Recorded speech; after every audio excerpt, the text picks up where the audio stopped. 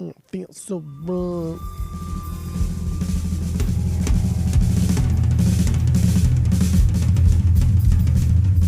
Welcome back to Asinine Radio, a weekly podcast where we talk about music, and, well, that's pretty much it. So, let's go!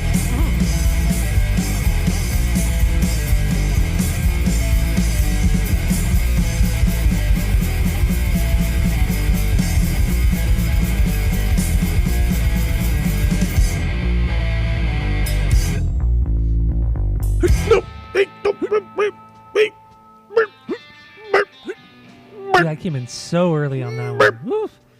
That's embarrassing. This is Asinine Radio. This is the weekly music podcast where every week we take a different artist and a different album from that artist, and we break it down. We do all of our research. We find out all the secrets about the record, and we let you all know. My name is Tyler, and way out there, hundreds of miles away, way out there in the ether, is Jeff. Go to Apple Podcasts, go rate, review, and subscribe to us on there. Give us 5 stars on Apple Podcasts because that means a lot. So please go do that. You can find us on any social media app, or almost any social media app, all the big ones at least, at Asinine Radio. Get into that. And yeah, so what the fuck are we doing today, Jeff? We're doing Turnstile, Glow On. Now, Jeff, what's your origin story with Turnstile? What do you got? Go. Turnstile came from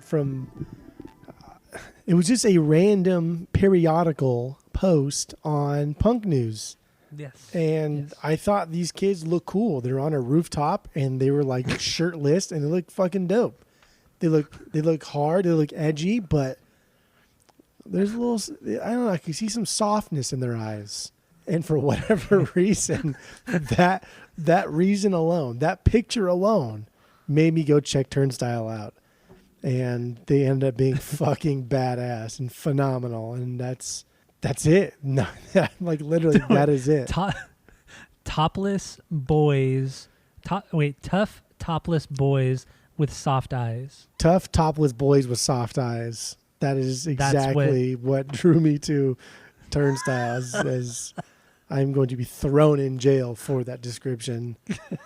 But yeah, that so terrible. That was it. I don't know, man. They look dope. They look cool. They look hard and edgy, but you know, like those eyes were hiding something. Lion eyes. You can't hide them lion eyes. Wow.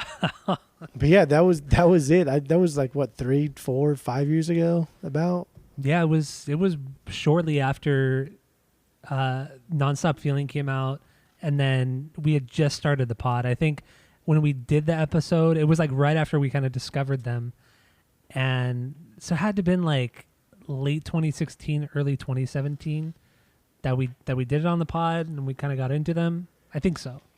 I could be wrong. Yeah, but I think that's all I really remember. I remember listening and like, holy fuck, this is really cool. And then you liked them, and you're like, holy shit, this is really cool. And then that's. We've been there. We've been there since almost the beginning. Almost, yeah. I mean, I honestly would not have heard of them if it wasn't for you, because yeah, you brought them to the pod. You brought one of their songs because, like you said, you found them on Punk News, and then you brought one of their songs to the podcast, and that's the first time I heard of them, and then it was just like, I mean, fuck, man, we were just blown away by them. It was unreal. Like they're just, like I've said before, to me, like they're this cool, or at least that record is just a cool combination of Rage Against the Machine, Faith No More, a little bit of Suicidal Tendencies, and that's what you got. That's Turnstile right there. It's just that the kind of the coolest parts of all three of those bands on one record. That's what Nonstop Feeling is, and that's what totally drew me into them. So yeah, I guess, I mean, honestly, you and I have pretty much the same origin story. Like 4 or 5 years ago, or about 5 years ago almost. So, do you know what picture I'm talking about? Like, do you have any idea? I know exactly what picture you're talking about. Okay. Because I only remember because I found that specific picture to put as the artwork for that episode. So that's probably what I'll do again. for this episode, I'll probably find that same picture and use it as the artwork just for shits and gigs. I don't think I've seen that picture since like we've talked about it or whatever, but it's probably not as cool as I remember it being. So I'm going to try not to look at it again because it's a pretty formative picture in my development with turnstiles. It's so dope. I do remember a friend of the pod, Tammy. She in the early days she would listen to the podcast, and she did listen to the Turnstile episode because she really liked them. And that was the one thing that she remembers from that that episode was the one takeaway was you saying that about the band, and she just thought it was the funniest thing ever. The fucking creepiest way to get into a band like possible. It's so dumb. It's so dumb. Yeah, well. So anyway, we're not doing Nonstop Feeling this episode, unfortunately, but we're doing Glow On. No, an not album unfortunately. An album that's just as good as Nonstop Feeling. Well, so you think it's trash because you rated it as such, but that's fine. What do you mean I rated it as such? You don't know my rating. I haven't given given my rating as yet. Trash. I give you my ranking, but I have not given you my rating. Sorry, you're right. You ranked it as trash, correct. I ranked it as trash. Number 2. That's fine. You know, we can go ahead. I was trying to think of something stupid, but what can we do? Yeah, I don't know. Okay. I got nothing. All right. I'm at a loss for words there. All so, right. So Glow On. Like I said, this is their third record. It came out just like a month and a half ago. And this is it's quite a departure from everything that they had done. But do we have any stinkers on this one? No. Okay. No. Agreed. No. No stinkers. Do we have any okay songs?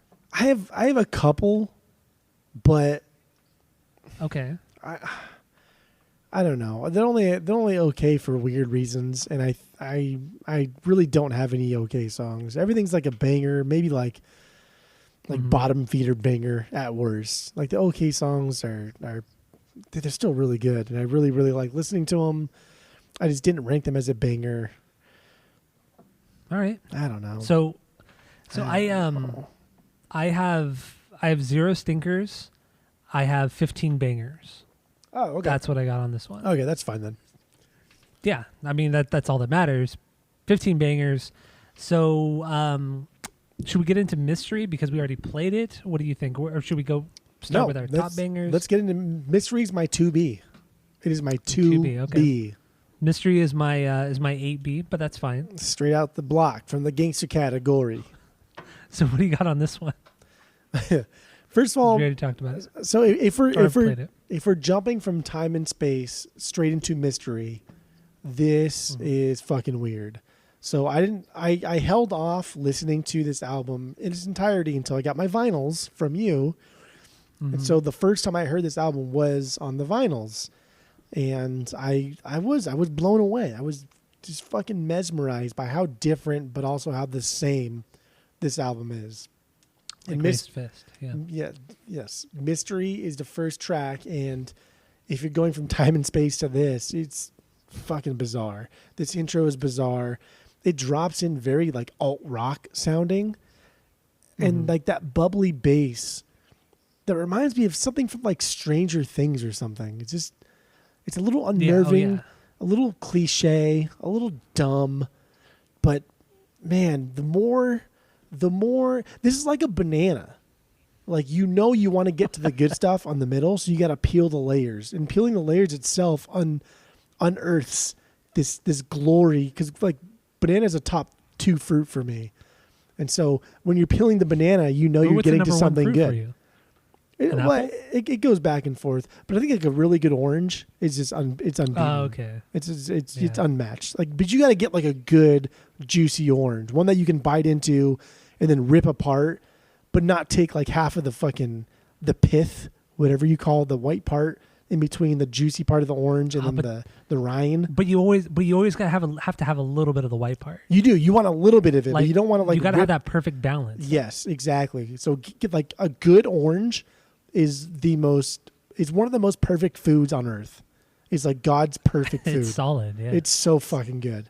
But a banana is a close second. Like a good banana, also unmatched. But anyway, sometimes when you peel the banana, your thumb. Cause I peel it from the top. I'm not like one of those fucking new people. The monkeys peel it from the bottoms. You should peel it. No, fuck those people. They're dumb.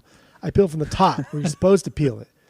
Sometimes your thumb gets where the stem is. What are we talking about bananas too much for? You peeling this record back, and you're peeling back these layers, and you're left with this perfect fucking banana. I don't know why I'm still going on with this banana thing. Why is this happening? You brought it up. It's so stupid. You started with it. Oh my god, dude! This song is a banger, dude. The verse. This song vocals, is a perfect banana. This song is a perfect banana.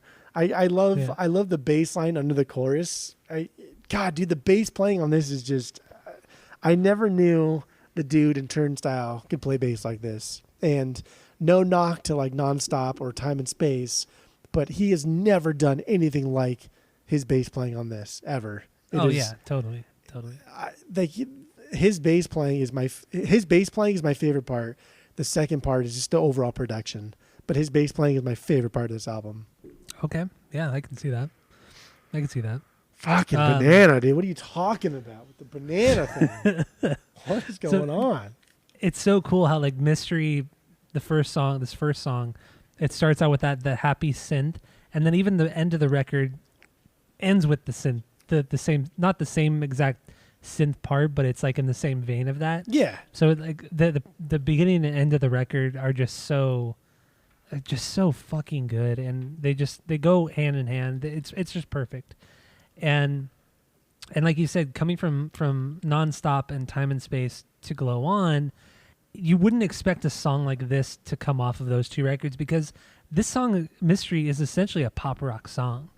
Yeah, there's some screaming and some yells, when they're yelling all the mystery, you got that there, but overall it's a pretty mid-tempo melodic song. Like normally their mid-tempo stuff tends to be heavier and just more scream based, but not this song. It's more melodic than anything else. So transitioning into this song it's crazy. Like to see a band change this much but still sound so I don't want to say emotional, but I guess passionate or just so intense. Like no matter how melodic this band has ever been, all of their songs and all of the parts of those songs are intense to varying degrees, but they're all intense and they keep you captivated. Like I've never been bored from any Turnstile song, even like the quietest shit. Like some of the quietest song they've ever done is on this record, the second to last song, but it still captivates me. Like I can't not listen to it. So, and that's just this song too. It's a great way to start the record because it has everything Turnstile has done, but more of what this record is about with the melodic stuff, because this record is way more melodic than their first two records. So this is a great way to start out this record, and a great sequencing, honestly. And with the first three songs, you couldn't get better sequencing than the first three songs. I will say that. I agree. On this record. I agree. I like I said, one of my favorite things about this is the production, is what is going on. And I think like having electronic drum parts, having electronic percussion parts underneath a real kit allows for the heavy and hard edge of Turnstile to be in the front, but just adding a layer behind them, just adding something to unpack. And whether it be some like reggaeton sounding shit or some weird synth driven airy song, this album never loses its hardcore punk edge, but it's just polished better. And like the best way I could describe this is if like any cool knife, like a K-bar, like a Marine Corps knife. If you think of a K-bar, and then like if you look at a picture of a K-bar, if you know what a K-bar is like a USMC fucking knife. Like that is a knife. It's a Bear Grylls knife. And you think of a knife from like the 60s or 50s or 40s compared to now, like the difference of the knife is it's still super sharp. It's still going to last forever. But the knife now is super shiny, but it still serves the same purpose. It's still going to cut whatever you want to cut. It's still going to stab whatever you want to stab. And this album is like a shiny knife because it's still hard. It's still got that edge. and it's still the same knife as it was 60, 50 years ago or 2 albums ago, but it's just polished up a little better. But it's but it's not polished up to where you're putting like lipstick on a pig. It's polished up to where like, damn, you guys did real good. It's like that girl from She's All That. Like, remember Freddie Prinze pretending like that girl who wore the glasses wasn't attractive, but then she put on a dress and all of a sudden like, holy fuck, the 90s blew their mind. That's what this album is. It's just, I know, it's like they choose like a really attractive girl to play that role. It's like, you just put glasses on her and everybody thought. And like every kid had a crush on that girl too. Dude, that's what this album is just. This album is just unbelievable to me because there's so much production in this, and there really is. And the guy Mike Elizondo has a huge report card. I did want to talk about him. A huge report card of just like production and coming from like the hip hop realm, coming from the pop realm, coming from just rock and soul and everything he's done.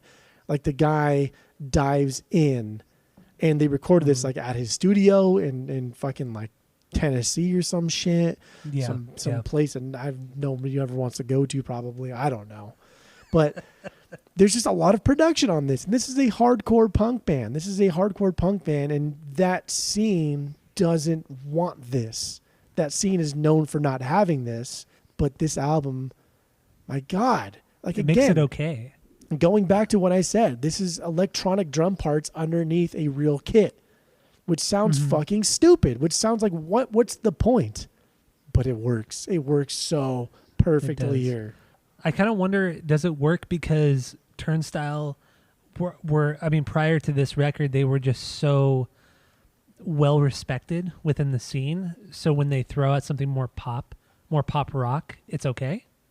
I'm kind of wondering. Yeah, have we all been kind of duped a little bit because we loved Turnstile so much prior that it's okay that we're more accepting of this style? Yeah, this is kind of a band that now can do no wrong because we know where they came from, and overall this is a hardcore punk album that has been dressed up as a pop punk rock album, but at its base the distortion is heavy. There's sometimes fuzz there. There are songs that are so aggressively fast, and they're throwing in so many chords in the choruses and the verses that none of it makes sense, and it sounds like they're about to fall apart. At its essence, this is a hardcore punk album, but it's dressed up damn nicely, like the She's All That girl coming down the stairs. You know that scene. Everybody knows that scene. No, I know exactly. Yeah, I mean, come on. Stupid fucking if you grew up know. If you grew up in the 90s, everybody knows that fucking scene. Okay, that girl. Oh yeah, that girl that was hot before is now still okay. Okay, it makes sense. Yeah, dumb. Whatever happened to her? I wonder. I don't think she was in any other movie. Yeah, that was a Freddie Prinze Jr. movie. Come on. Whatever happened to him? Is he still married to Sarah Michelle Gellar? Are they still together? I think so. Yeah, I think so. Good for them. Well, no, he was the voice for Scooby Doo, right? Oh yeah. He was Fred. Shaggy. He was Fred. No, or he was Fred, yeah. Shaggy was. Then he was the guy from Scream. That's right. Guy yeah. went to Fullerton But then he was the voice on Clone Wars, on the TV show Clone Wars. Who was in the Clone Wars? He wasn't Anakin. Who was he? He was somebody big on the show. Now I want to fucking know. Oh damn. Let's see, Freddie Prinze. He was somebody big on the show. Junior What's the guy's name who plays Shaggy? Matthew Lillard. Oh, yeah, from SLC Punk and what's the one with Hackers as well? Remember Scream. And he went to Fullerton Junior College. Did he really? No way. Yeah, he graduated from Fullerton Junior College. That's like their claim to fame. Oh, he played Kanan in Rebels. He wasn't on Clone Wars. I'm sorry. I haven't watched Rebels yet. He wasn't Rebels, but he played the main character, or not the main character, but one of the bigger characters on the show. Anyway, so we're back. We were talking about the production. We were getting the production out of the way. Mr. Elizondo. Let's get into Mike Elizondo real quick. So this guy, he was pretty much a protege of Dr. Dre. Yeah, and he co-wrote The Real Slim Shady. He was there when Dr. Dre, him and Dr. Dre met Eminem together. Yeah. And then he's a co-songwriter on The Real Slim Shady. on that particular song. I mean, but he's been on so many other things. He was a co-songwriter on In Da Club from 50 Cent, and also Just Lose It from Eminem as well, and just so many fucking bands. Carrie Underwood, Maroon 5, like huge artists. And then he was worked with bands like Avenged Sevenfold. So like the difference in like all the different styles he's worked in is pretty remarkable. Like to go from Dr. Dre, Eminem to Turnstile and everything in between, that's pretty nuts. He's just a guy that's been everywhere. Yeah, like you said, he's been into the heavy hip hop world. He helped write Rich Girl by Gwen Stefani. He's been in the pop world. He's been in the rock world. He's been in the soul world. He's been in everything, and he's been everywhere. And he just seems like, I mean, I don't know the guy. I don't know nothing about him, but the way people talk about him, everyone's just like, they don't like praise his stuff like highly. Just, oh yeah, he's a really fucking cool dude. He's great. I love working with him. Like everybody likes this guy. He's just been in everything, and he does a lot of things that are really, really good. And so coming into this, where there is a lot of electronic elements to this album, and Mystery starts it, and this album could turn bad very, very fast from Mystery. Mystery is like adequately titled. Mystery could be a mystery for the album. Like from this, it could turn to shit. It could turn into some weird 80s wannabe synth thing, or it could turn into some weird 90s alt rock stuff. But like it doesn't. It's just like Mystery is such a perfect opener for the album because it's letting you, it's introducing all of the concepts like sonically of what they're going to explore throughout the rest of the album, and it does such. It's like a good thesis statement for the album. Yeah, it is. We say that a lot too about certain records. It doesn't happen a lot, but we do say it a lot. Yeah, that's true. Because when because an opening song is so powerful, you know, it can be so important, and it could fucking ruin an album. You could destroy an album with a bad intro. It could destroy an album. You're already setting off on the wrong foot. It's like your leadoff batter striking out. You know what I mean? Baseball, if you want to talk about baseball. Yeah. Of course, yeah. You got to bring up baseball every episode. Yeah, right? Absolutely. Especially for our guys, you know, in overseas. You know, they love baseball. I'm sure they people love here love baseball. Of course they love baseball. People in Australia Our Japanese listeners love baseball. The only other country outside of like Dominican Republic and Cuba. Oh yeah. Oh dude, the Dominicans, are you kidding me? They love baseball. Just saying. Oh boy. Saying. But yeah, this Mystery's a fucking dope song. It's my 2B. Okay. So what do you got lyrically on this one? Honestly, I wanted to go back and read up on the lyrics for fucking Time and Space and Nonstop Feeling. Nonstop? Because when we were doing Nonstop Feeling, we weren't quite lyric men at the time. No. It was in the very like old format of the show. Yeah. So and reading the lyrics on this one, I was surprised. I was surprised. I was like, holy shit, these are not what I thought they were going to be. They're a little bit deeper than what I thought they were going to be. They're a little bit more sad, a little bit more depressed, a little bit more melancholy than what I thought it was going to be. I thought it was just going to be I Am the Avalanche style, drinking with the homies, hanging out. Yeah, that's what you would think. Yeah, absolutely. But it wasn't. And Mystery, this is a song that I thought was just about being afraid, like in general, in life, the uncertainty of everything, feeling anxious and scared. Mm-hmm. And it was weird. Yeah. Lyrically on this one, I kind of got the same thing. I thought it was more about like a relationship running its course because the excitement's all gone. The mystery is gone from the relationship. It's become stagnant and it's boring, and that's what this song to me is. That's kind of what I thought, but I do agree with you. I feel like the lyrics are deeper than I would have ever thought, but there aren't a lot of lyrics. It's a lot of repetition. It's a lot of shouting. A lot of it. Very Rage Against the Machine, you know? There's a lot of comparisons. I mean, some of the reviews I read, there's a lot of comparisons to like Rage and Incubus and 311 and new metal and 90s alt rock. Don't give a fuck. Which is great. Go fuck yourselves. Nothing like that. Elevate, guys. Elevate. They do, though. Yeah, there are comparisons to all of said bands, but this is not like a ripoff or a bootleg of any of those bands. This is something entirely new. This is a band that probably grew up listening to those. I think we're a little bit older than these guys from what I'm gathering. Yeah, it seems like it. But still, like they I mean, we grew up like in that scene, but these guys grew up listening to the oldies of that scene. And so they know, they knew 311. Everybody knows what fucking 311 is. And there are a lot of similarities to 311 in some of the softer reggae inspired beats. A lot of the bass parts are inspired by that.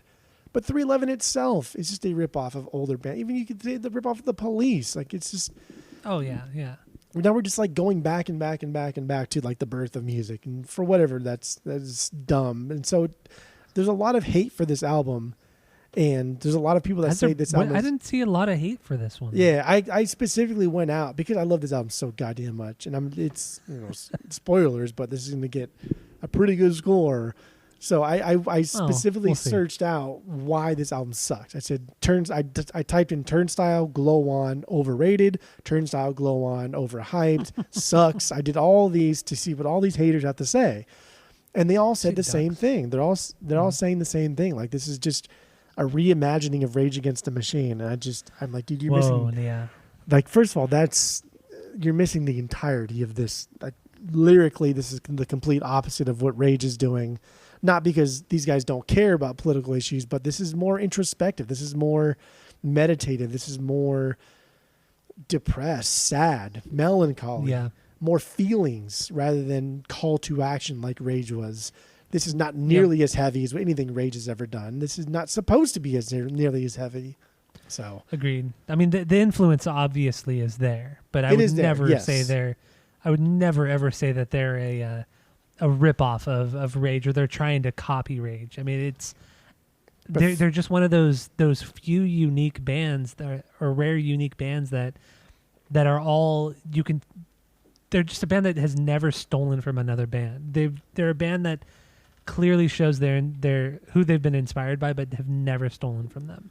Yeah, and that's I mean, most bands can't claim that. That's you can always make that comparison.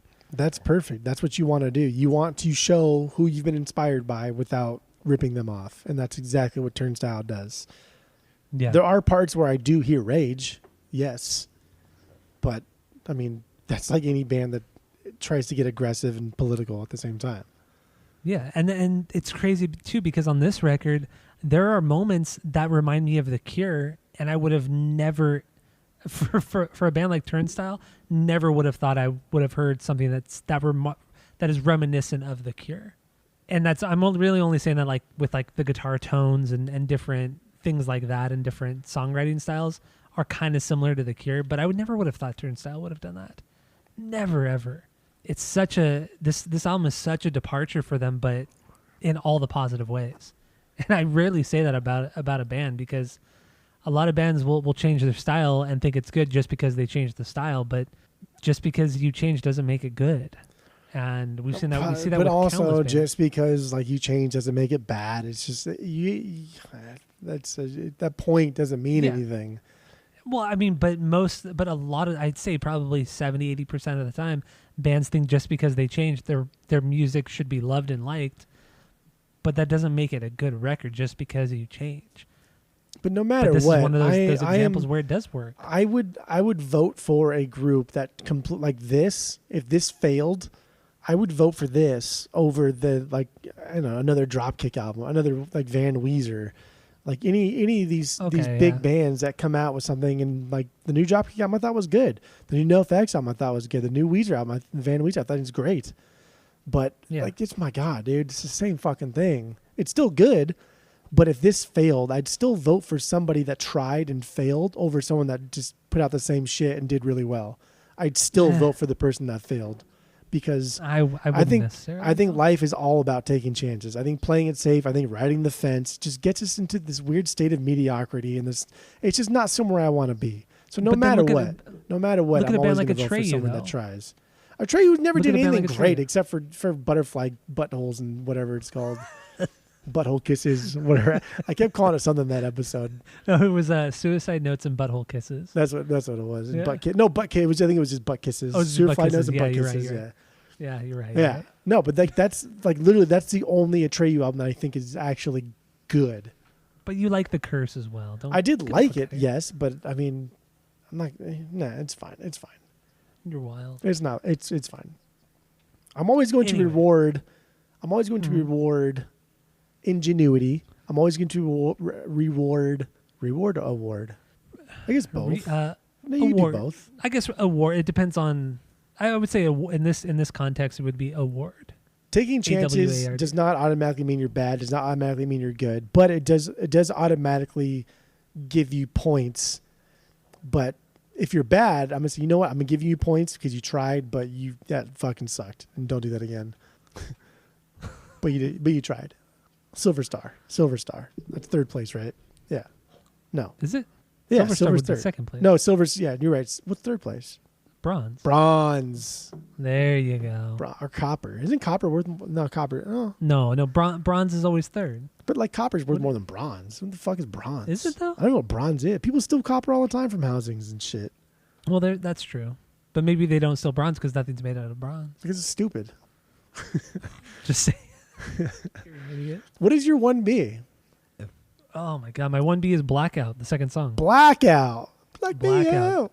Okay. Great transition from the first one. I mean, it's the Beautiful fast riff. transition.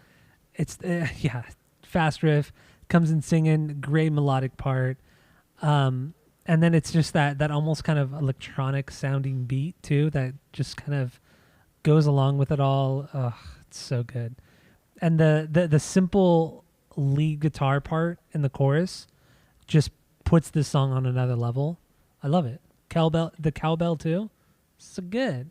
Man, that So is good. something that is so annoyingly good about this record is that fake cowbell. Is that because it cannot be real. It just sounds too processed to be real. And there's songs later on in the album that have it, that feature it, that revolve around it, that cowbell part. And I hate that I love it so much. But Blackout's my 6B. Blackout's my 6B. Is it that low? Okay. But Mystery is your 2B? did honestly like I don't know. Man. It was so hard to beat. It was so hard to beat all these. My It's 10 they're so Bs could easily change from 1 to 10 in a heartbeat. My bottom 5 Bs are probably going to stay the same, but my 10 Bs for sure could change in like a heartbeat. But I agree. I like how this song is one of those tracks that is like reminiscent of electronic sound, and it's presenting itself as an like hey, here's an electronic song. But then it keeps it real, and it's fucking heavy. That lead guitar that's hitting the same melody after Brendan sings it. Like, what are you doing, dude? What's going on? I know. And then there's that cool breakdown piece at the end. Then it kind of like speeds up a little bit afterwards. Like, it's unreal. It is unreal. And I like how the intro part is a little broken with the vocal delivery. I think this song is an absolute banger and is a perfect song to follow Mystery. Yeah, no, I agree. Like I was saying earlier too, the first 3 songs it's the perfect like trilogy to start out this record because it hits all the highs and lows in the intro and the outro. It's like you progress. Like the first song, yeah, it's more pop rock. The second song, you get into the faster stuff and a little bit heavier, like partway through the song or like toward the end. And then the third song, Don't Play. It's just like a straight up hardcore punk song. Like you're just building and building and building. And then it just kind of like tapers off, like in all the good ways. Like it's just, and then it kind of slows down into Underwater Boy, where it's just so happy. Like the ups and downs of this record are just remarkable. Like the first 3, I guess 4 songs too, but the transition between Don't Play and Underwater Boy are pretty drastic. But yeah, there's some highs and some, lows, but in the good way, like Some lows good in the lows. quiet ways. Yeah. So let's play a little bit of Blackout, and then we'll get into that and the lyrics a little bit more. So here we go, Blackout from Turnstile. There you go, Blackout from Turnstile. And dude, that bridge, dude, with the cowbell, like we were talking about the cowbell, and then just it's the drums and the bass right there. That bass line is just so kind of simple, but it works so well with this song. It's just Fucking love it. Dude, it's so it's so ballsy to use a cowbell in like the hardcore punk scene. Like Yeah. And then not be taken not serious.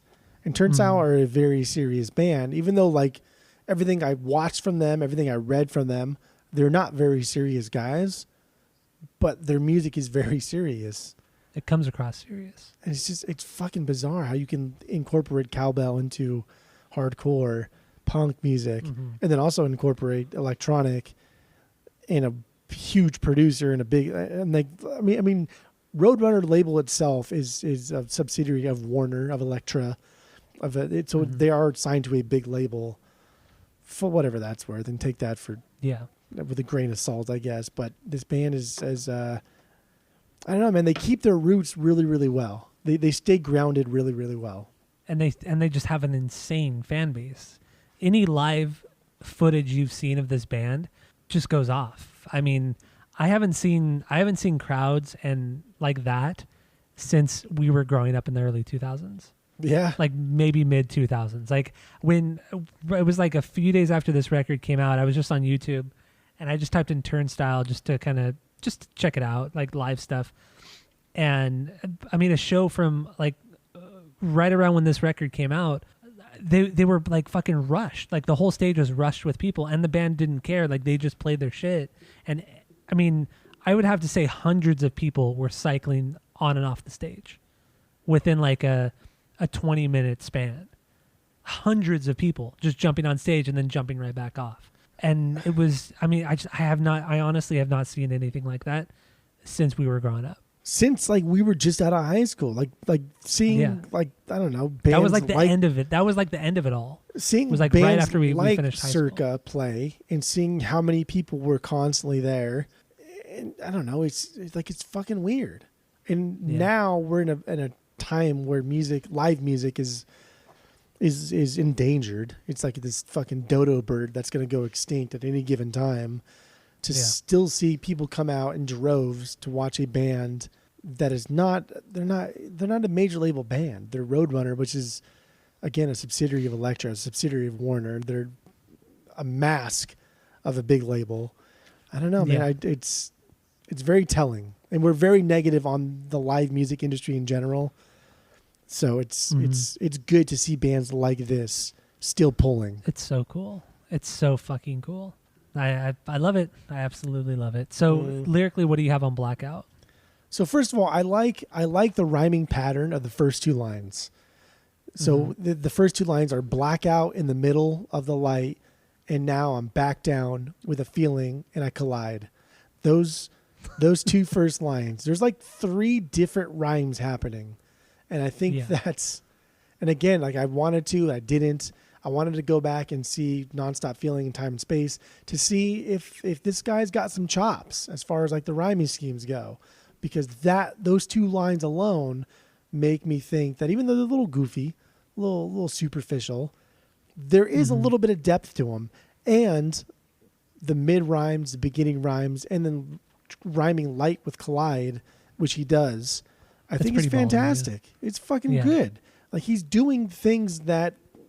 I mean, I'm going to throw names out here. You're not going to like them. But he's doing things that like Bob Dylan does. He's doing things that like big names do.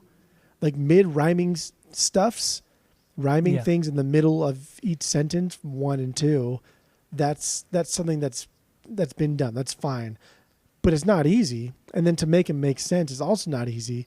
But then to make the last word rhyme is also not easy, but then making the last 2 words rhyme for 2 different sentences that when you read them individually do not rhyme at all is just another layer of rhyming. And I think that's absolutely fantastic. It's his delivery too. He's like blackout. Like he just in the middle. He's very like stuttery. Dude, it's those glottal stops. He's using the glottal stops. No, they're not. It's not the glottal stop. Oh, it's terrible. It's terrible. Is glottal stop the most ugly phrase in all of English? It is terrible. Yeah. And you only discovered it like in the last couple of years. I know. It makes me so happy. Any chance I can use glottal stop, I will 100% all day. But it doesn't even relate to this. It's not even a glottal stop that he uses. It's a little in the middle. No, but he's not even like. I'm adding. But it's barely that.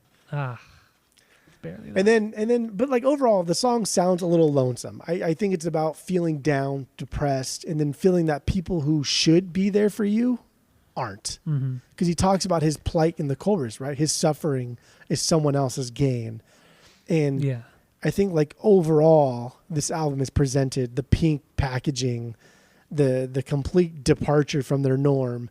I think the album is, as in general, is just about, I don't know, feeling like, I don't want to say depressed because it's such a negative thing to feel. And everybody feels depressed at some points in their day, in their life, or whatever. And I think like overall, this album is very melancholy. It's very sad feeling, but in like an okay way. I think you're right. I was surprised by his lyrics. They were melancholy is the best way to put it. But I did find his lyrics very hard to decipher. Like I can't. A lot of the time I don't know what the hell he's talking about. And I tried. I would read through his lyrics. Not that he has a lot, but I would read through them over and over again. But it was hard for me to come up with anything. I loved jumping into his lyrics this week because I found them to be very, very. I am sad, but I'm okay. Kind of feeling.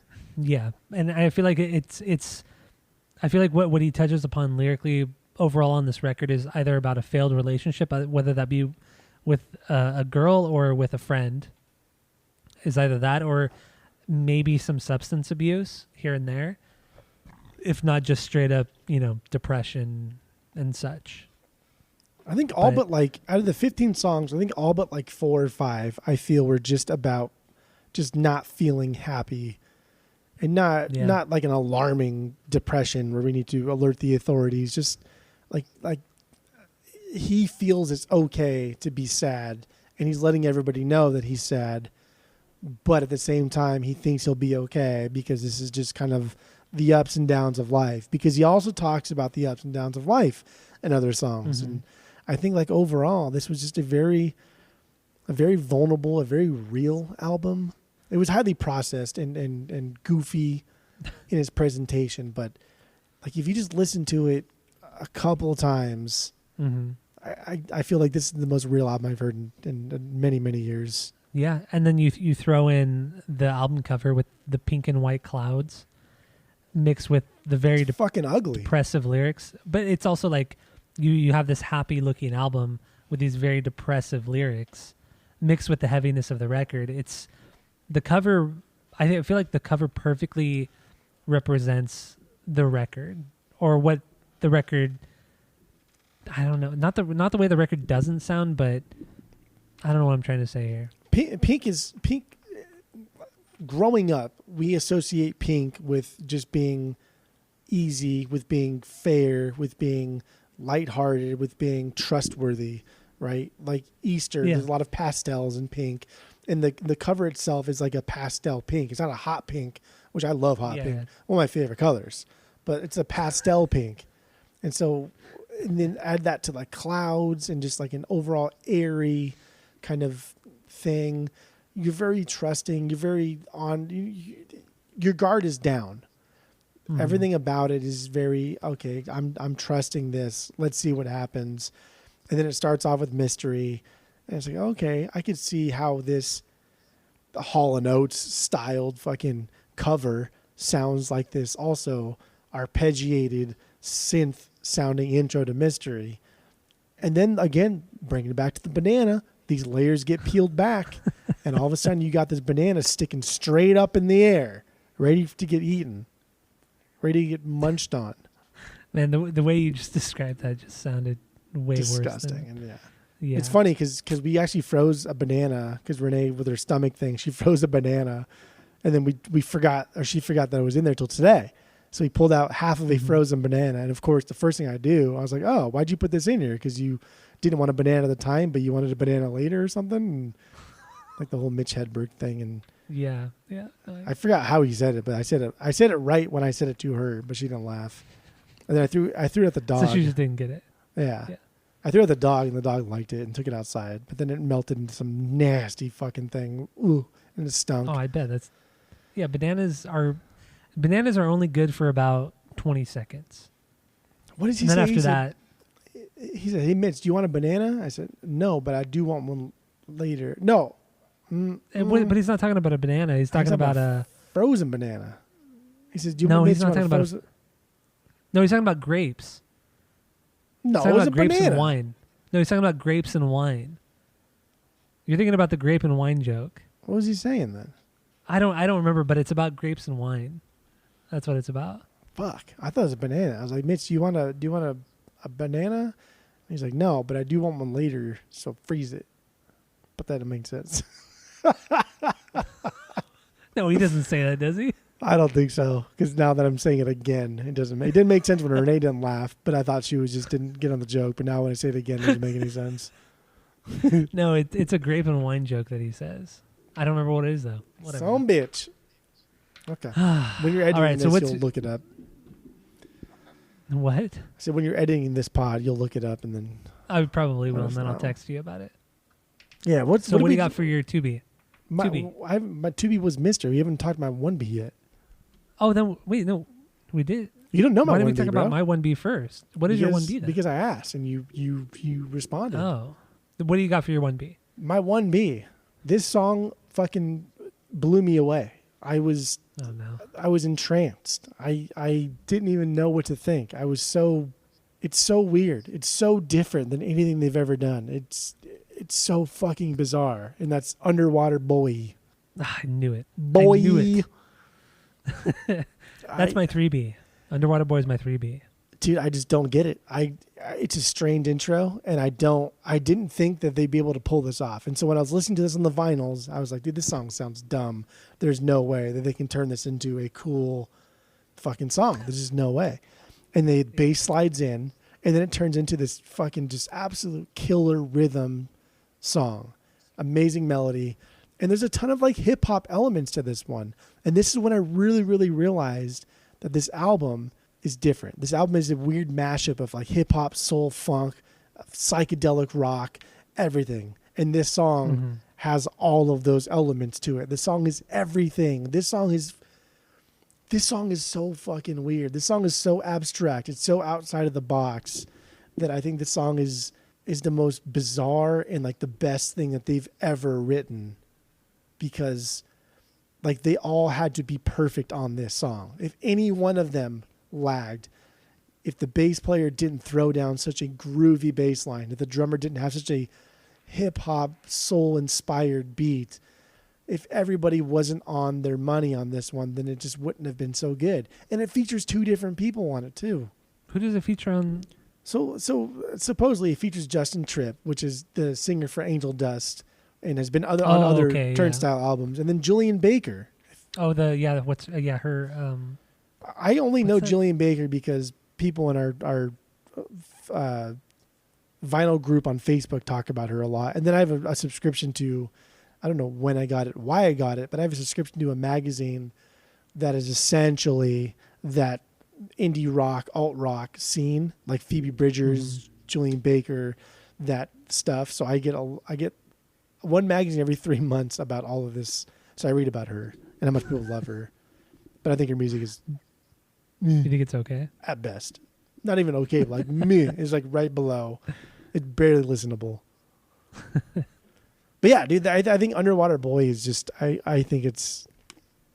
I don't know, man. I love that they can add just a bunch of distortion and fuzz and change up the song enough to be exciting, but still keep that same feeling to it. This song is unbelievable. I thought this song was unbelievable. Yeah, it's a very pop-oriented, happy-sounding song. But then it quickly transitions into like the chugging palm muted guitars. But then the way it goes back and forth in between the higher to lower parts, it's pretty fucking genius. It's very simple. It's not they don't do anything complicated. It just jumps very seamlessly, and I just love the clean delay and reverb guitar sounds. I feel like it adds. It's something I wouldn't expect from them at all. And this is such a such an outlier. You get 3 songs into it, you're just kind of getting punched in the face with the craziness of it, how heavy it can be at times, how fast it can be at times, and then you get this. This is kind of like, this is the Blue Bayou of this record. There are a couple other songs that are similar, but this is the Blue Bayou for this one. It's just so out there. It's so unexpected. I love it though. I would like kind of agree. I think there are 3 songs on this album to where even after 3 songs deep, I'm like, dude, this is so fucking bizarre. I cannot believe they pulled this album off. And then Underwater Boy, I'm like, what the fuck? This is even weirder than the weird. But then there's a couple other songs too that I also think are like, what the fuck is going on? But why do I love this? They balance the album out so well. So like you have this weird, the strangeness of something that they've never done or really done, and then it goes right back into what you would want from Turnstile. It's just this great balance of the styles, and it's fantastic. It really is fantastic. Just saying. So, should we play a little bit of Underwater Boy? You can play a little bit of it. Here we go from Turnstile.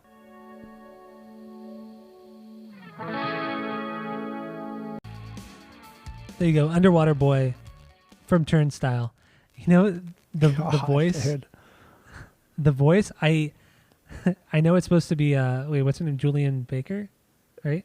I think, or it could be the Justice Trip. Either or, it could be. I honestly, until right now, I thought it was like just like they kind of modulated his voice to make it sound higher. To be like nasally and annoying. Yeah, it didn't even like cross my mind that it could have been somebody else. I just thought they ran his voice through like a filter or like a pedal or something to make it sound higher. That's fair. I mean, it's electronics and stuff. That's fair. That's fine. Well, I mean, considering also, there are a lot of electronic moments on this record. Yeah. So it's not outrageous to come to that conclusion. Yeah. Who cares? Julian Baker, honestly, dude, like Phoebe Bridgers thing, fucking boring. So boring. And people love Phoebe Bridgers. I just don't.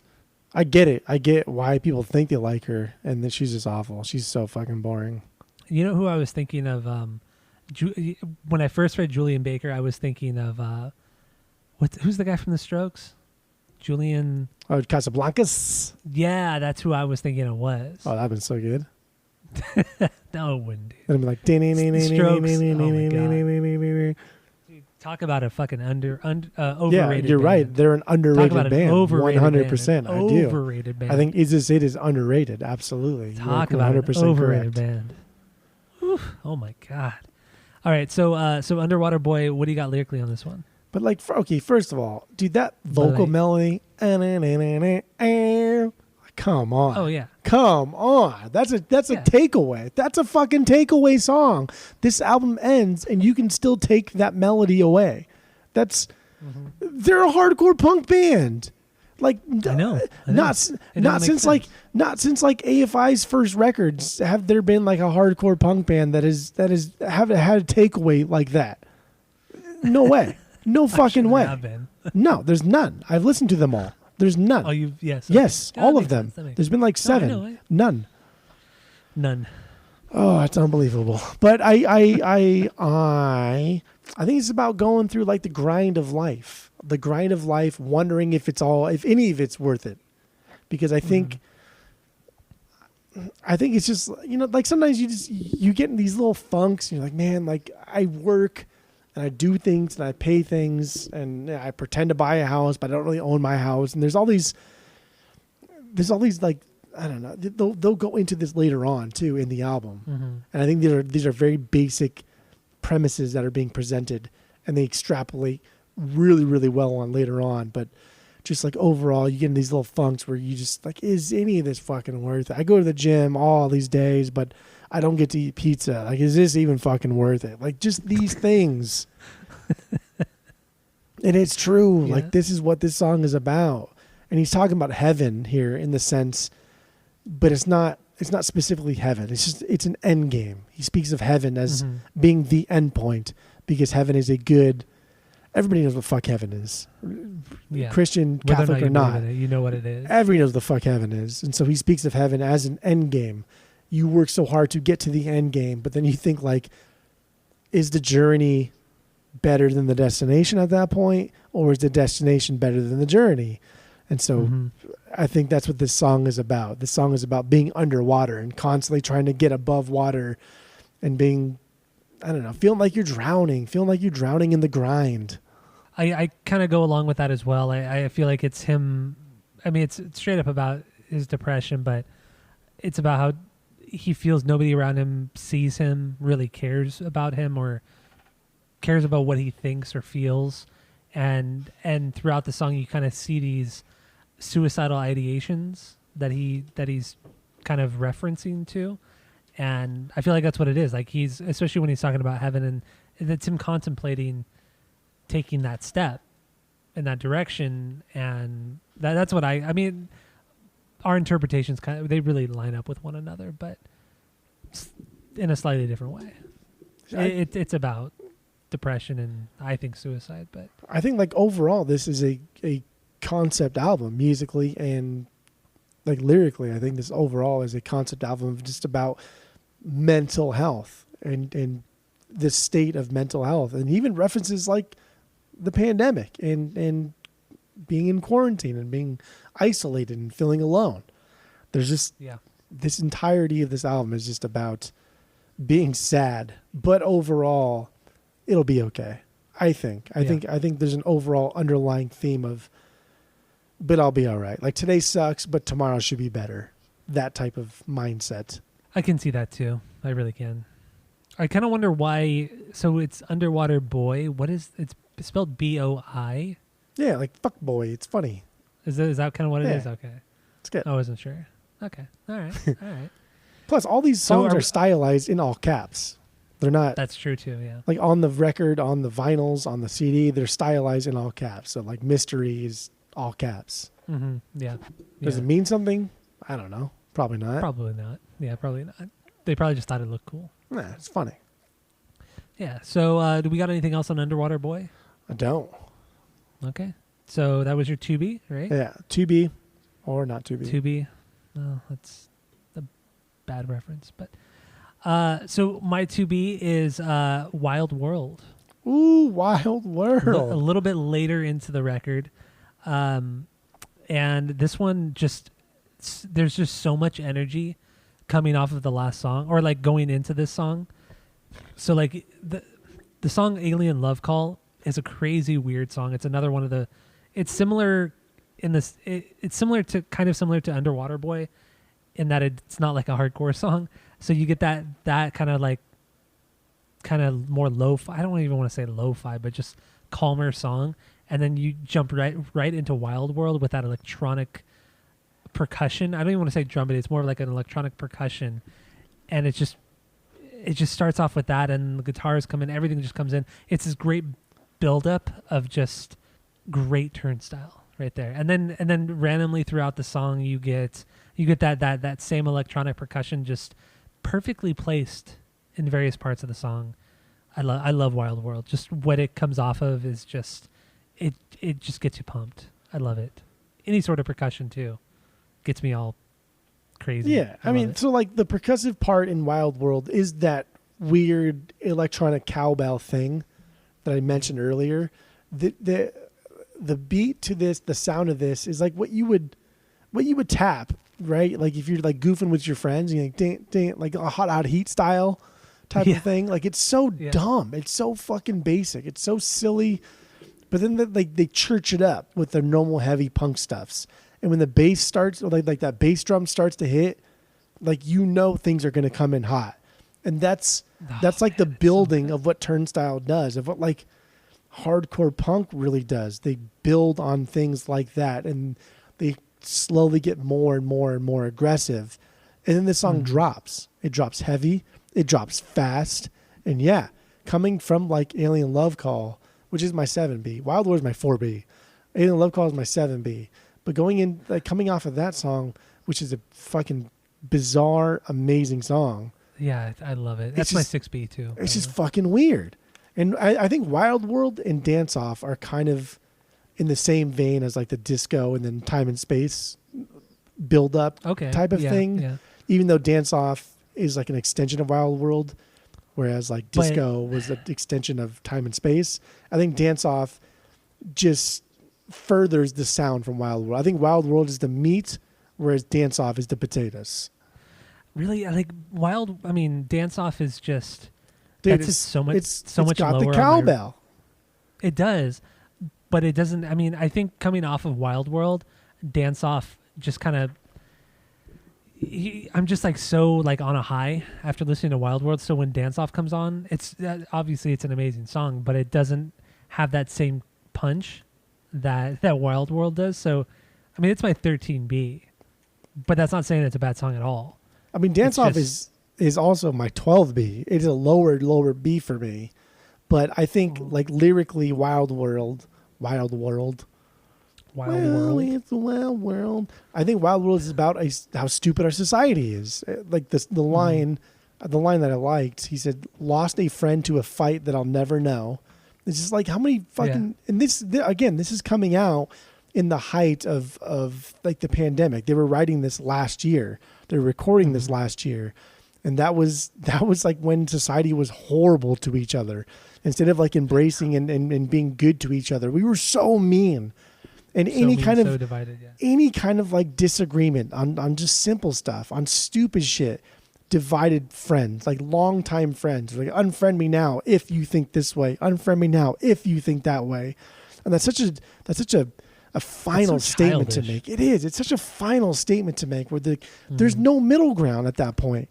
And that line, "lost a friend to a fight that I'll never know," is just so telling of our society at that time. But then you transition to Dance Off, and Dance Off I think is an extension of that, because this one is like one's acknowledging the differences and saying sometimes that it is okay to drift apart or cut ties with somebody, because he throws the line out, "I know we came in through the same door, but I don't live there anymore." So on the one hand, Wild World is kind of saying like there should be no definites, but then Dance Off is also saying like, yes, even though I did say that, there are times when you need to just cut people out of your life, and it's okay. It is a part of life. That's why I think Dance Off is an extension of it, but I do not in any way, shape, or form think it's on the same plane as Wild World. Yeah, musically it's not, but I get what you mean lyrically, definitely. That makes perfect sense, because, I mean, looking at the Dance Off lyrics again. And that cowbell, so it's good. That cowbell like synthetic percussion sound is translated from Wild World and goes into Dance Off. So Dance Off also, it reminded me a lot of Queens of the Stone Age. I know you're not a big Queensman, but just kind of the way it's kind of like I don't want to say trudges along, but kind of like the beat is very reminiscent of Queens of the Stone Age. The riff is very Queens, and I don't know. I think it's a great song, but it's definitely bottom tier on this record. But it does have that really awesome like thick bass line during the bridge, when then the Tom Morello style like guitar playing. It's pretty cool. It's a great thing that doesn't sound like it's a ripoff, like we were talking about earlier. Anyway, let's get back to Wild. Let's play a little bit of Wild World, because play that fucking track. It's my 2B. Here we go. Wild World. There you go. Wild World from the Turnstiles. The second best song on the record. So is that all we got on Wild World? Yeah. What do you think? Okay. That's good. I mean, we actually talked about way more about Dance Off than I thought we were going to talk about. So that's done with. It's over. Yeah. So what do you got for your 3B? So this is kind of like when I'm getting into things that could interchange like easily. But I'm with you on that. For now, on this listen through, because I listened to this album a lot since I've had it. Fuck. But for now, my 3B is TLC, Turnstile Love Connection. Oh my God, really? Yeah. Holy shit. That's my 10B right here. Dude, I think that this is exactly what the latter part of this album needs. And coming off of all of these songs and New Heart Design, that's my 5B. So that, not saying that's like a bad song. I think that the latter part of this album needed a fast, aggressive Turnstile song. It's perfect fucking placement, and it's got great rap rock. It's got a great rap rock part to it, and it's just like, hey, we've done an album here up until this point that has been very different. Let's throw something a little bit familiar to you, but not for very long, because the next song, no surprise, just an instrumental vocal song, which is something they've never fucking done. Yeah. So goddamn, I love the placement of TLC, and I love the song title, and I think I know what it's about, and I like that. So TLC is, to me, it's my 10B. This song is I feel primarily there just to pump up the crowd, because it has it has the fastest parts of the entire record on this song, because the entire song is not a fast song. It does slow down. It does get heavy. It goes like halftime, and it does get heavy. But the fast, frantic parts are the most aggressive parts on the whole record, which is great. It's so rad. And one thing I've noticed, especially about this record, is that most of the songs are very kind of formulaic, in that they'll start out very fast, and then you'll get about halfway through or 3/4 of the way through, and then it'll go halftime. And then it'll be like just a heavy kind of trudging song. That's how a lot of the songs are structured, which that's their structure. That's what they've been doing since the beginning. Yeah. But I never noticed it. And then, I listened to this record since it came out. I've listened to it maybe 12 to 15 times already. And I've never really noticed it, because when I'm listening to this, I'm just enjoying myself. Like, I don't really think about it too deeply. But, after really diving into it, I realized, yeah, dude, all these songs they're structured the same, but it works so fucking well for them. It's not a knock on them at all. That's how they, again, that is how a band can keep their essence, but also church up their music, and just sticking to a formula that works. And that's a basic formula they've been doing since, their Rhythm EP and then their first album. They've been doing the same thing over and over and over, but churching it up a little bit is something that they can expand on and become like better, bigger. But dude, I don't know, man. TLC, going right back to it, saying, "Hey, this is an album that is entirely different than what you expect from us. You may not like it, but here's a throwback. Here's something very generic. Here's something very, very what we are." And like lyrically, I think the song is just about like the boys in Turnstile just being there for each other. This is a boys song. Yeah, hanging with the homies. It's to get you pumped up. That's what the song is. And then, oh my god, dude, I love when it hits the bridge, and then there's just that one guitar, the one guitar part, but he's slightly bending the note or the chord, and it's so subtle and it's so slight, but that one little nuance right there just does it for me on this fucking song. It's so simple. I will say that when I listen to this with headphones on, because I listened to this on the vinyls like 10 to 15 times, and I listen to headphones in various rooms doing different things, the guitar does a lot more than I could pick up on listening on the vinyl. On the headphones, probably because whatever, on Spotify, my mix is probably higher in the treble area than the bass. And so I'm picking up on a lot of the lead guitar parts. But yeah, the guitarist is, I don't think he's great, but he does a lot of little nuance that I didn't know was there. Because when I listen to my setup on the vinyl, it's very bass heavy. It's very low end heavy. And so I didn't pick up on these things. But yes, a lot of times, especially this song, the guitarist is doing little things that elevates him. And then, and also in the bridge of the song, you get that really cheesy 80s like electric tom drum or electric drum tom. It's very synthetic sounding. The fill going into it. Yeah, the fill going into the heavy part. It's so fucking 80s, but it should never work in this context. But fucking Turnstile make it work. I don't get it. So, I'm going to play a little bit of a TLC, or otherwise known as Turnstile Love Connection. So here we go. There you go. A little bit of TLC, Turnstile Love Connection. All right. So is that all we have on this song, or what do you think? No, that's it. So then that was your 3B, right?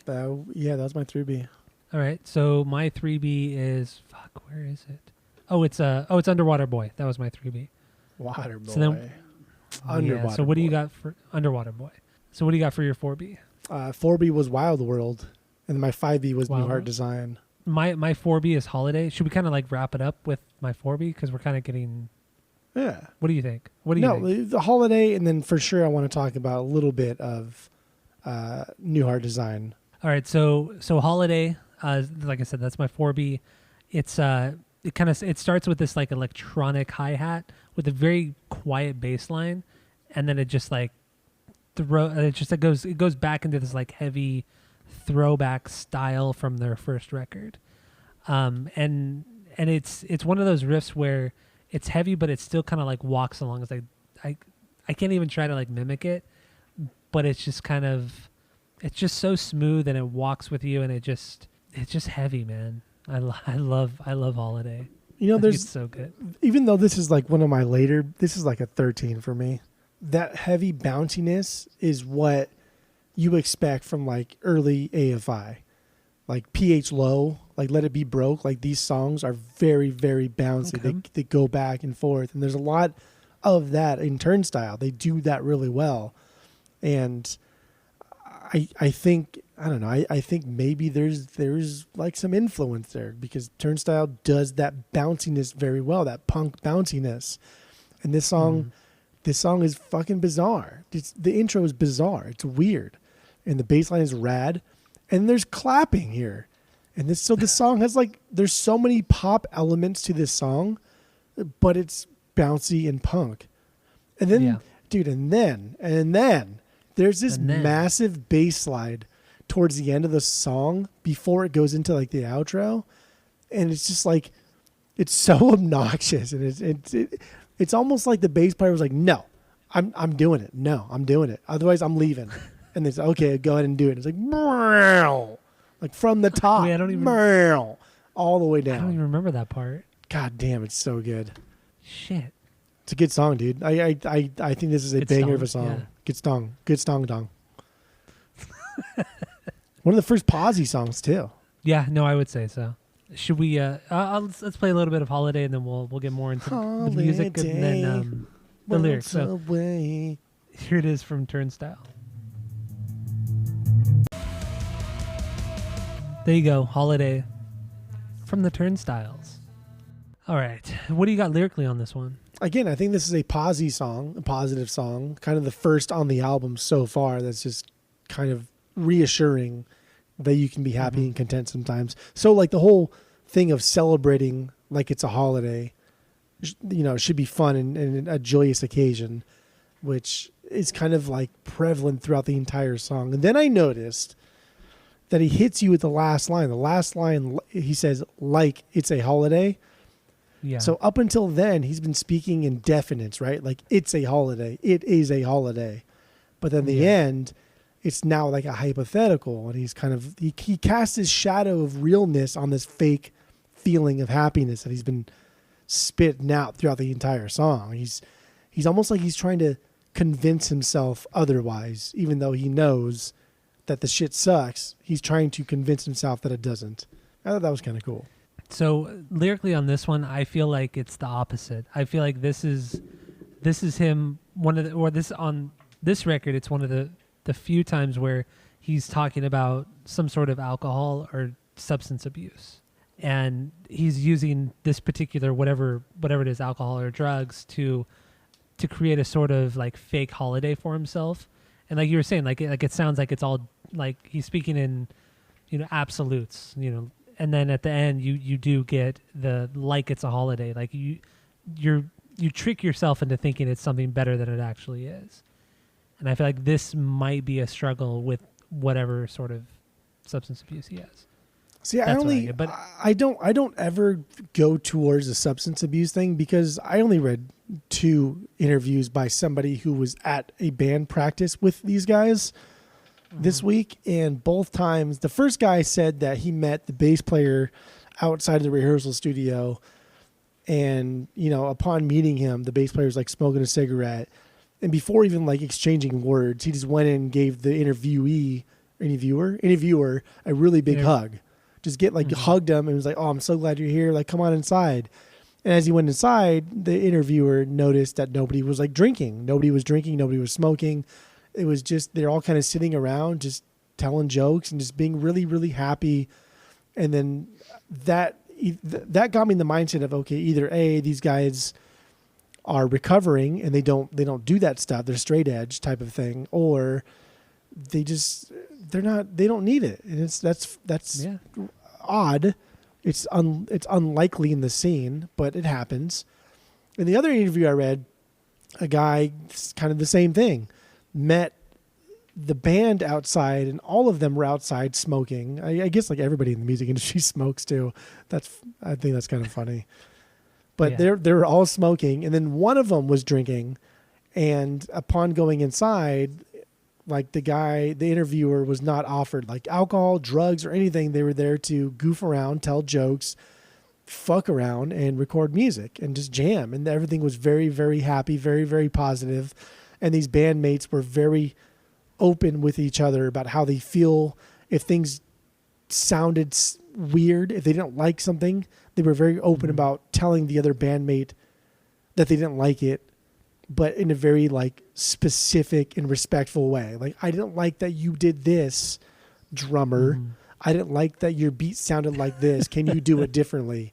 And I think that's what makes this band different, is that they are that close. Like, they are that close to where they can pick each other apart and be very, very specific on what they like and what they don't like, without the use of drugs and alcohol, and be like a fucking 80s hair metal band where they're chugging fifths every single rehearsal.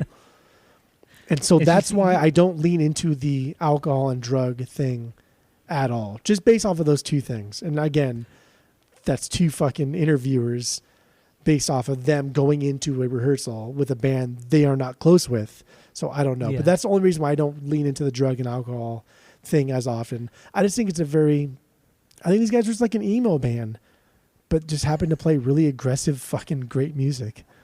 But we also know too, like in the hardcore scene can sometimes be pretty straight edge. Like the hardcore straight edge thing it's a real scene, it still is, I guess, but not nearly as big.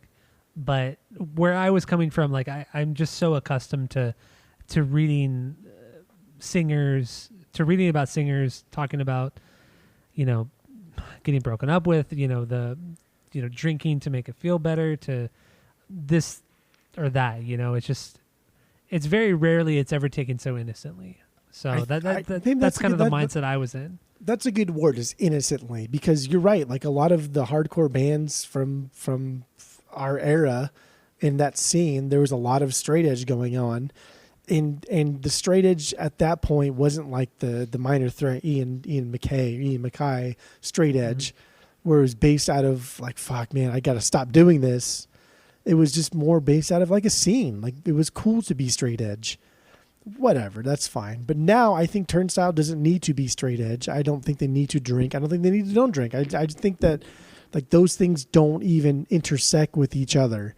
I think Turnstile, they're just secondary. I think Turnstile is a band that really, really enjoys being a band. And if they happen to party, they happen to party. If they happen to stay up all night playing fucking Mario Kart, I get that feeling from them. I see that on stage when they're kind of goofing with each other, in what little interviews I've seen with them, where they don't take anything fucking seriously, but at the same time they take like everything seriously. And it's just a weird, there's just like a weird hodgepodge of guys that got together and decided like, hey, like again, I think these guys are very emo at heart. They are very into like the mental health aspect of society now. They are very into calling out things for being wrong. And I think they're great. I don't know, man. I think this is my closing statement already. Is that what we're getting into? Oh, shit. I feel we might as well. This is leading up to it. I feel we're getting in there. I know. I did want to bring up real quick. I did want to bring up New Heart Design. Okay, yeah, because that is my 5B. But this is my 5B because I think this is the best bass playing, not just on this album, but anything they've ever done. I think this is the best bass playing that Turnstile has ever put out. This is phenomenal. Yeah. I will say this is the one song I kind of touched upon it earlier, where they were really kind of influenced by The Cure, it sounded like, and this was the song I was referring to. So this is my 7B, and I will say the bass line in that verse, specifically the verse, is the best thing I ever heard from him. That bass line right there is just... It's unbelievable. It truly is unbelievable. From a hardcore punk band. Like, dude, you go from nonstop feeling, and then all of a sudden you throw down some chops like this. Like, this is unbelievable. Like, I have no words. It is unbelievable. And then the fucking dude has the balls to come out and have his own song. No surprise, right? He comes out and spits No Surprise, which is... I no words. Again, I could not even fucking believe that this guy... Well, and then what's so cool about No Surprise is that, it's like 40 seconds or something like that. And you think it's going to be like this long kind of poetic thing that he's doing. But then it stops so abruptly that you kind of have to think like, did I accidentally press something on Spotify or something? And then it just gets into the last song. And you're like, it just catches you so off guard, but it's okay. Like, it's just like, it adds to kind of the, I don't know, the frantic hecticness of this band. Yeah, I guess so, yeah. Like, even when they're trying to be pretty, they're still frantic. I will agree with you on that. God damn, dude. Just New Heart Disease. Fuck, I'm thinking of No Effects. Bleeding New Heart Design. Yeah, Bleeding Heart Disease. New Heart Design, though. This is just it's one of the most 80s songs on the entire record because of that bass line, because of the guitar tone. The whole guitar tone and the guitar line is very, very Cure. I'm not even a big fan of The Cure at all, but I recognize their influence on a lot of fucking music. And that's kind of what, I mean, outside of, oh my God, what is his fucking name? Robert Smith? Robert Smith, yeah. Outside of Robert Smith, the bass and guitar are just so unique to The Cure. And I feel like this song really picks up on that and is so influenced by The Cure. And I think it sounds great. I'm not even a Cure man. Not even a Cure man. That is true. So should we play New Heart Design and talk about lyrics and then wrap it up? Nah, I mean, it's all right. We can wrap it up. We can wrap it up. Yeah. All right. Okay, so let's give our final thoughts on this record, and then we're gonna rate the record with our world famous 3-point rating system, where 3 is a perfect album, 2 is a good album you're gonna continue to listen to, 1 is a bad album but give it a shot, and 0 is a trash fire. So, what are your final thoughts? Go.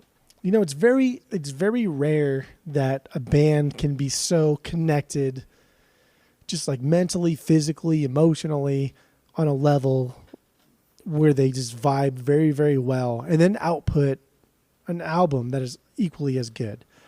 And like Dude Ranch from the Blinks 182s is like the last time that the only time that Mark and Tom really vibed well on the same page. Afterwards, it got a little weird and whatever, and Travis was involved. But like Dude Ranch is just pure. Turnstile is a band that has been doing Dude Ranch over and over and over and over. I think this group of guys just like, God fucking, they vibe so well with each other, and they're just, I don't know, dude. They seem so connected on like some weird spiritual plane where, how like people always talk about how twins won't talk to each other for years, and then each twin will pick up the phone and try and call the other at the same time. That kind of weirdness. Yeah. That kind of connectivity. I think Turnstile just has that. I think no matter what, these guys can do no wrong. And I say that because they have 3 albums where they did no wrong. And even Time and Space, which is both of our least favorite, is damn near perfect fucking album. It is goddamn good. Yeah. I feel like this album is just, I'm so blown away by how different it is. And yes, we fight a lot about just because something is different doesn't make it good or bad. But fuck, man, this is one of those times where a band has made something so different from what their norm is and really, really just hit it out of the park. Just crushed it. Surprised everybody. Brought something to the scene that has never, ever been there. The hardcore punk scene has never seen anything like this, as far as I know. I'm not heavy into the hardcore scene, but I'm going to pretend like I am. The hardcore punk scene has never seen anything like this before. And there are a lot of haters out there, and it fucking irritates me because I just feel like they're missing the point. I really do. Yeah. I feel like they're just so stuck in their ways. Yeah, absolutely. Of how something should sound. Yeah. Absolutely. They're all Tylers out there. And so I think that I don't know, man. This is a banger of an album, and I'm still on a high because I just got this and it just came out. But this is the perfect album. This is a 3. This is a 3 out of 3. Yeah. Yeah. Wow. I will say this album and I think Nonstop Feeling are both perfect 3s. Really? Okay. I'm still very surprised you threw this up above Nonstop. Dude, it was so weird. It was so fucking weird. And it wasn't weird for like the sake of being weird. It was like well crafted weird. And again, like my favorite part of this album is the bass playing. That is like 100% my favorite part. My second favorite part is the production. It is very the production is very like late 80s, early 90s sounding. So killer. It is. So my final thoughts real quick. No, I'm not playing it just yet because I haven't got my final thoughts yet. So, oh my God, I sneezed. So like I'm all over the place now. Lost my train of thought.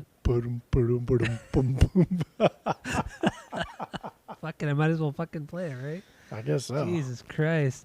So yeah, my final thoughts on Turnstile. This is something that really caught me off guard, and I remember hearing a couple songs prior to its release, and I thought, oh man, this is going to be kind of lame. I wasn't very excited for it, but once I heard it in its entirety, I just, dude, it fucking blew me away. I think this record it's so different, like we were saying. I'm just going to pretty much repeat what you said, so I'm not gonna go too far into that. But I mean, you and I we rarely do it, but we're on this fucking same page on this record.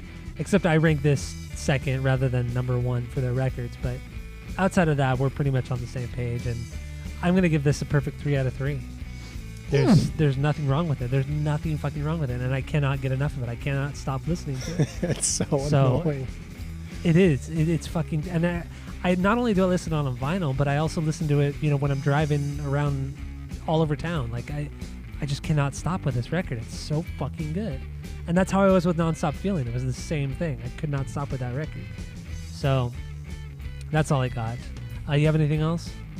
That's it. Okay. So go to Apple Podcasts. Go rate, review, and subscribe to us on there. Follow us on social media at Asinine Radio. And I got nothing else. So that's it.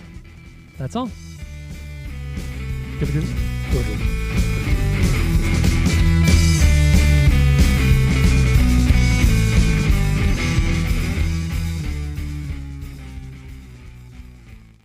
I tell you, never did anything great except for butterfly buttholes and whatever it's called.